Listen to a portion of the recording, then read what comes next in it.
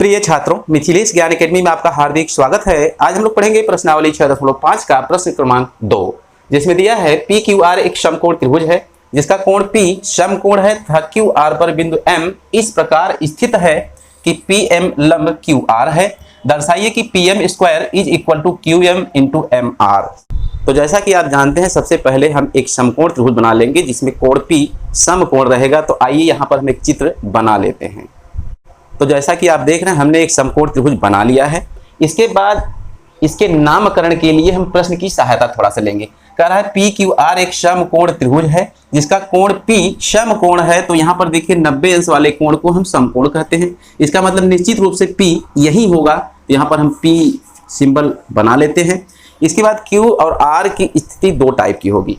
एक तो Q यहाँ R यहाँ लिख सकते हैं, एक तो Q यहाँ R यहाँ लिख सकते हैं। किसी भी टाइप से आप लिखेंगे प्रश्न आपका हल होगा। तो हम यहाँ पर Q को बना लेते हैं और यहाँ R को बना देते हैं। तो ये हमारा पी क्यू आर समकोण त्रिभुज एक बन के तैयार है। अब इसके बाद हम प्रश्न को आगे पढ़ेंगे और थोड़ा सा इसमें कुछ और बढ़ाएंगे।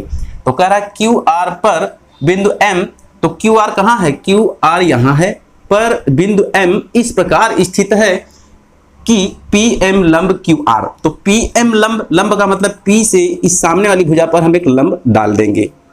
तो P से हमने QR भुजा पर लंब डाल दिया जिसका नाम है PM। क्या नाम है? PM। अब इसके बाद जैसा कि आप जानते हैं, इस प्रकार के सवालों में कुल 4 हेडिंग होती है। पहला दिया है, दूसरा सिद्ध करना है, तीसरा रचना और चौथी और आखिरी हेडिंग होती है उपपत्ति की। तो सबसे पहले हम अपने हल में लिखेंगे दिया है। तो दिया है वाली हेडिंग में हम क्या लिखेंगे? जो हमको दिया है वही शॉर्टकट में लिख लेंगे। दिया है पी क्यू आर एक समकोण त्रिभुज है, तो हम लिखेंगे त्रिभुज पी क्यू आर में कोण P समकोण है। इसका मतलब कोण P बराबर हम 90 अंश लिख सकते हैं। इस बात को आप अच्छी तरह समझ गए हैं। और क्या दिया है? PM लंब QR है, लिख देंगे तथा PM लंब QR ये हमको दिया है। इसके बाद दूसरी हेडिंग होती है सिद्ध करना है। तो सिद्ध करना है वाली हेडिंग में हम क्या लिखेंगे? कह रहा है दर्शाइए कि PM square is equal to QM into MR। इसी बात को यहाँ पर हम लिखेंगे। तो PM square is equal to QM into MR ये हमें सिद्ध करना है। तो इसके बाद हेडिंग होती है रचना की। तो इस फिगर में हमने प्रश्नानुसार के अलावा कोई काम नहीं किया, अतिरिक्त कोई रचना नहीं की, इसलिए रचना वाली हेडिंग को हम छोड़ देंगे। अब आखिरी हेडिंग होती है उपपत्ति की। तो यहाँ पर डालेंगे उपपत्ति। अब प्रश्न यह उठता है कि उपपत्ति की शुरुआत हम करें कहाँ से? यही सबसे जटिल मामला होता है इस प्रकार के सवालों में। तो यहाँ पर हम फिगर को थोड़ा बारीकी से देखेंगे, जो हमें सिद्ध करना है उसको बारीकी से देखेंगे। यही हमको बताएगा कि हम उत्पत्ति की शुरुआत करें कहाँ से। यहाँ देखिए दिया है PM, तो PM देखिए कहाँ पाया जा रहा है? PM यहाँ पाया जा रहा है। इसका मतलब यहाँ पर देखिए एक त्रिभुज ये हुआ PMR और एक त्रिभुज PQM हुआ। एक बड़ा वाला तो है ही। तो इसमें देखिए ये PM है, इसमें और इसमें दोनों में पाया जा रहा है। इसका मतलब दोनों की बात हो रही है। आगे है QM, तो QM कहाँ पाया जा रहा है? QM देखिए इस छोटे वाले में पाया जा रहा है, यानी कि PQM में पाया जा रहा है। और इसके बाद MR, तो MR इस छोटे वाले में पाया जा रहा है।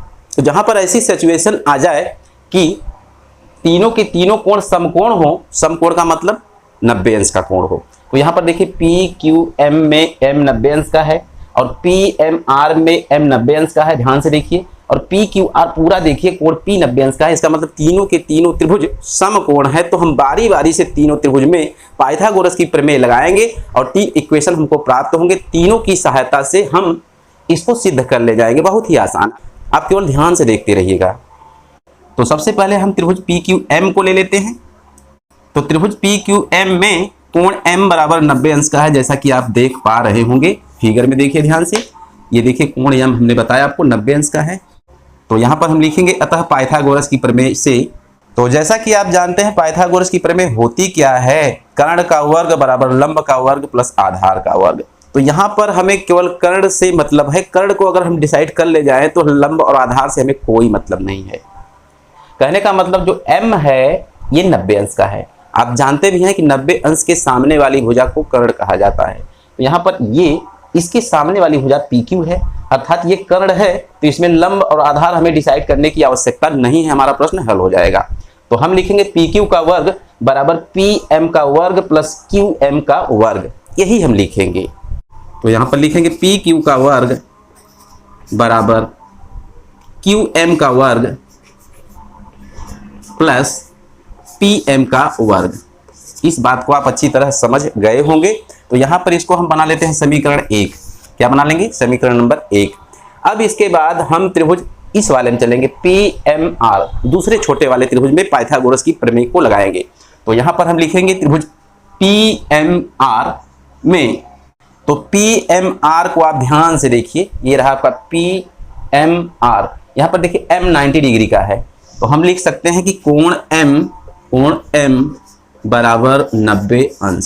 तो इसका मतलब ये हुआ कि जो m है इसके सम्मुख भुजा का मतलब ये पी आर जो है यही कर्ण का काम करेगा उस त्रिभुज में, तो हमें केवल कर्ण से मतलब है। तो हम कर्ण का करेंगे वर्ग, तो यहां पर नीचे लिखेंगे अतः पाइथागोरस की प्रमेय से। तो पाइथागोरस की प्रमेय से हम लिखेंगे क्या? कर्ण का वर्ग, कर्ण अर्थात पी आर, जैसा कि आप समझ चुके हैं। तो यहां पर लिखेंगे पी आर का वर्ग बराबर, इसमें लंब और आधार हमें डिसाइड करना नहीं है, केवल दोनों का वर्ग करके ऐड कर लेना, यही पाइथागोरस प्रमेय। तो यहां पर हम लिख सकते हैं पी एम का वर्ग प्लस एम आर का वर्ग। तो लिख देंगे पी एम का वर्ग प्लस एम आर का वर्ग। इसे हम समीकरण 2 बना लेंगे। अब इसके बाद बचता है बड़ा वाला त्रिभुज जिसे हम पी क्यू आर कह रहे हैं। इसमें कोण P 90 अंश का है, तो इसके जस्ट सामने वाली भुजा जो क्यू आर है यही कर्ण का काम करेगी। तो हम फिर से लिखेंगे अब त्रिभुज पी क्यू आर में कोण P बराबर 90 अंश, इसी बात को हम लिखेंगे नीचे। तो पी क्यू आर में कोण P बराबर 90 अंश आप समझ चुके हैं। तो इसके नीचे फिर से लिखेंगे अतः पाइथागोरस की प्रमेय से, इसी बात को हम यहाँ फिर लिखेंगे। तो जैसा कि आप पी क्यू आर को ध्यान से देखिए, कोण P के सामने क्यू आर जो है वही कर्ण है, आपको बता चुके हैं। तो यहाँ पर हम लिखेंगे क्यू आर का वर्ग, यह बराबर हो जाएगा शेष दोनों भुजाओं के वर्गों का योग। तो शेष दोनों भुजा में एक पी क्यू है, ध्यान से देखिए, तो हम लिखेंगे पी क्यू का वर्ग और प्लस बड़ी भुजा पी आर का वर्ग। तो इसे हम समीकरण 3 बना लेते हैं। तो अब आपको बहुत ही ध्यान से समझना है। समीकरण 1 को देखिए, पी क्यू वर्ग बराबर इतना है। यहाँ 3 को देखिए, यहाँ पी क्यू वर्ग पाया जा रहा है। पी क्यू वर्ग का मान हम 1 से लाकर 3 में रख देंगे, पहली बात। दूसरी बात, पी आर वर्ग का मान समीकरण 2 से लाके हम 3 में रख देंगे। ध्यान से देखिए, बिल्कुल आसान है, बिल्कुल भी कठिन नहीं है। तो दोनों के मानों को हम रखेंगे, तो लिखेंगे क्या कि समीकरण 3 में समीकरण 1 व 2 से मान रखने पर, इसी बात को हम नीचे लिखेंगे।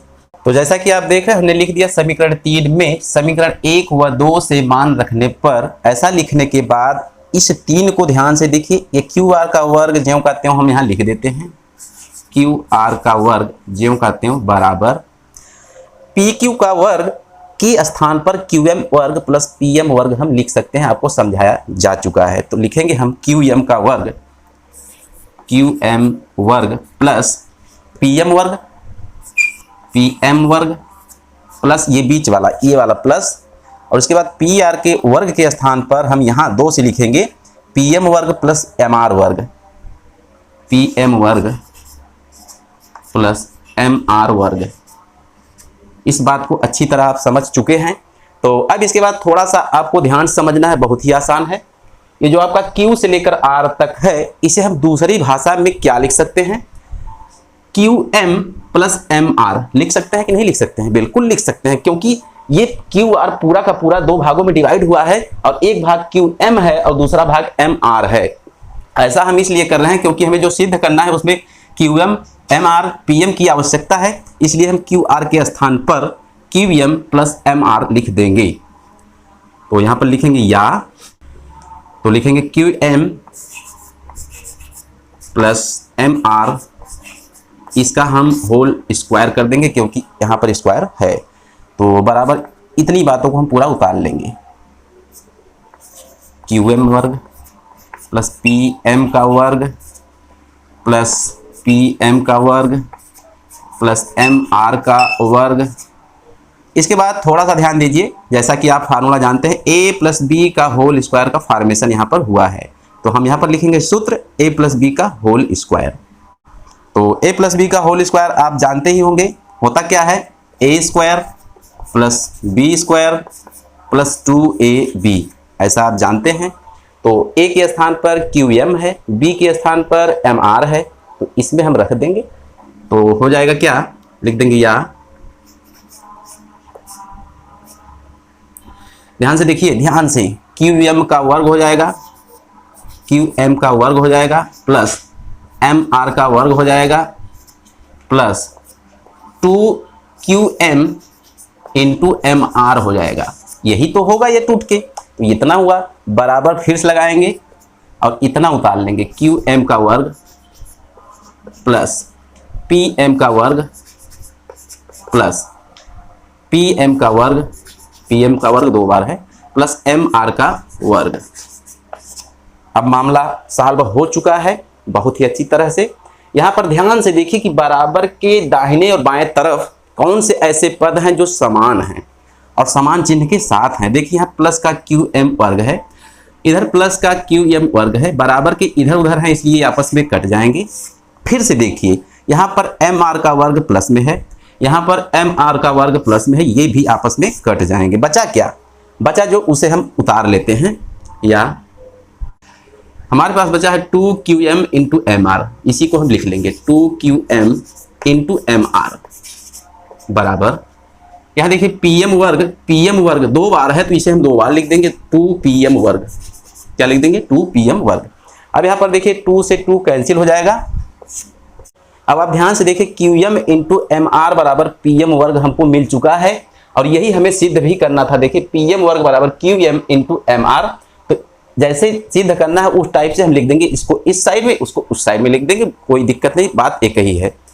तो आइए हम लिख देते हैं, तो pm वर्ग बराबर qm इंटू mr, ये हमें सिद्ध करना था और हमने सिद्ध कर भी लिया है बहुत आसानी तरीके से। तो आज के वीडियो में बस इतना ही, फिर मिलेंगे अगले क्वेश्चन के साथ अगली वीडियो में, तब तक के लिए धन्यवाद।